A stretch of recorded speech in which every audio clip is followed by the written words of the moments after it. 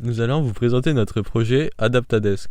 Adaptadesk est un système permettant à un élève atteint d'un handicap moteur de pouvoir régler en hauteur et en inclinant une surface de travail. Notre projet est destiné à des enfants atteints d'un handicap moteur ou un handicap du tronc, principalement la scoliose, qui est une maladie qui déforme la colonne vertébrale par rotation des vertèbres les unes par rapport aux autres.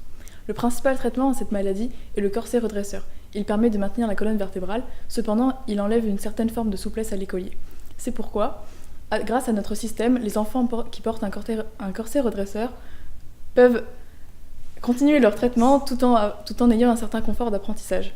De nombreuses études ont montré que le matériel scolaire était inadapté aux enfants. C'est pourquoi il faudrait que la hauteur du matériel scolaire soit adaptée à l'enfant, c'est-à-dire entre 10 à 20 cm plus haut que la normale, et aussi inclinée de 10 degrés.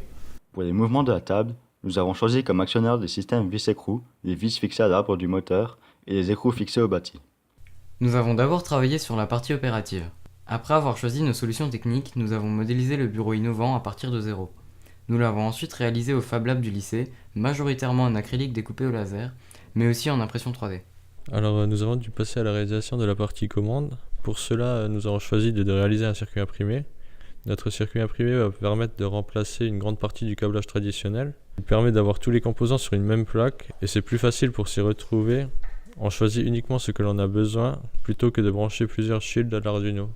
Pour commander ces moteurs, le programme Arduino prend en compte les capteurs de fin de course et de surcourant, mais aussi bien évidemment des boutons pressoirs, et aussi une application pour qu'un professeur puisse commander à distance le bureau. Nous avons modélisé une des chaînes fonctionnelles du bureau, celle du déplacement en hauteur sur le logiciel de simulation multiphysique MapleSim.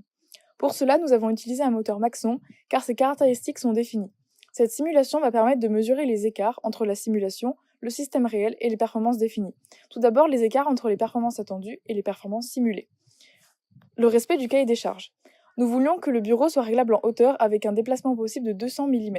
Les mesures effectuées sur Inventor ont montré que le déplacement en hauteur est possible sur 180,1 mm. Le réglage en inclinaison, quant à lui, doit pouvoir s'effectuer entre 0 et 50 degrés. Les mesures effectuées dans le modèle 3D montrent une amplitude allant de 0,3 à 49,1 degrés. Les amplitudes sont donc respectées. Maintenant, passons aux écarts entre les performances mesurées et les performances simulées.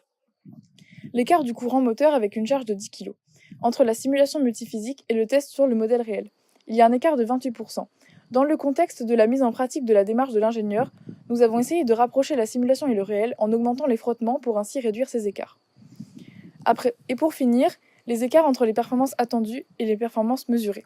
La durée de translation du système est de 0,14 secondes et le cahier des charges exige une durée de translation sur 0,15 secondes. L'écart relatif est donc de 7,1%.